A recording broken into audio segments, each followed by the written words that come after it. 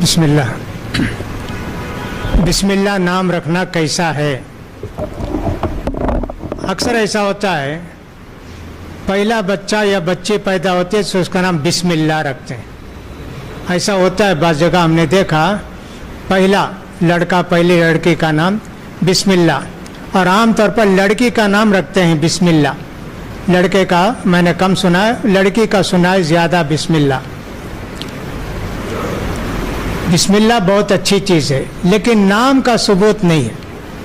اللہ کے نام سے شروع کرتا ہوں, اللہ کے نام سے پڑھتا ہوں, اللہ کے نام سے کھاتا ہوں, اللہ کے نام سے وضو کرتا ہوں. بسم اللہ جس کے سامنے پڑھتے ہیں, جس کام سے پہلے پڑھتے ہیں اس کے بعد وہ کام شروع کرتے ہیں.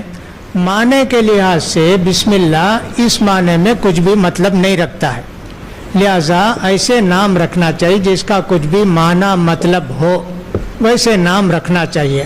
اگر کسی نے رکھ دیا ہے تو ٹھیک ہے, اب ہم کچھ نہیں کر سکتے, اس کے شرک نہیں ہے, اس کے اندر کوئی غلط معنی نہیں ہے, لیکن ایسے نام رکھنا چاہیے کہ جس کا کوئی معنی مطلب ہو.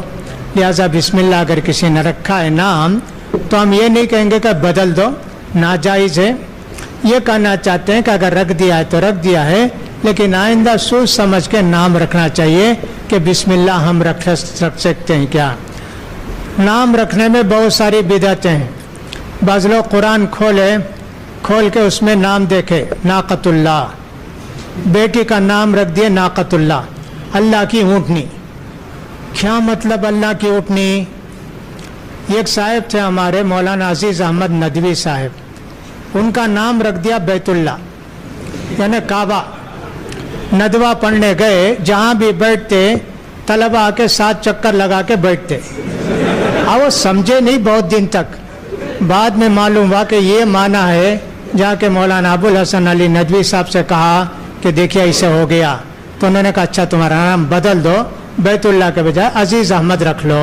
ایسے کسی نے اپنے بچی کا نام رکھا ہنج, کہاں جیا, کہا قرآن میں ہے جاری, وَهَدَيْنَاهُ النَّجْدَيْنِ, ہنج پکڑ لیا اس کو. یہ سب کیا طریقہ ہے؟ اس لیے نام اگر سمجھ میں نہیں آتا ہے تو کسی عالم سے پوچھ لینا چاہیے نام رکھنے سے پہلے کہ یہ نام رکھ سکتے ہیں کیا.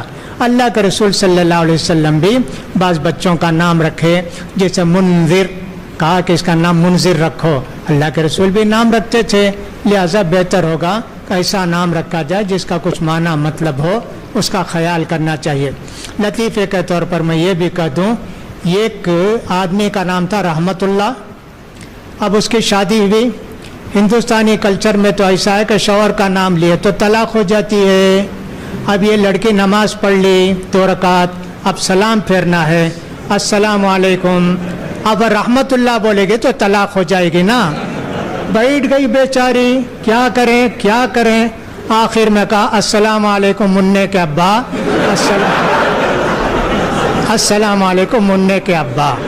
یہ بھی غلط مسئلہ ہے کہ شوہر کا نام لینے سے طلاق ہو جاتی ہے.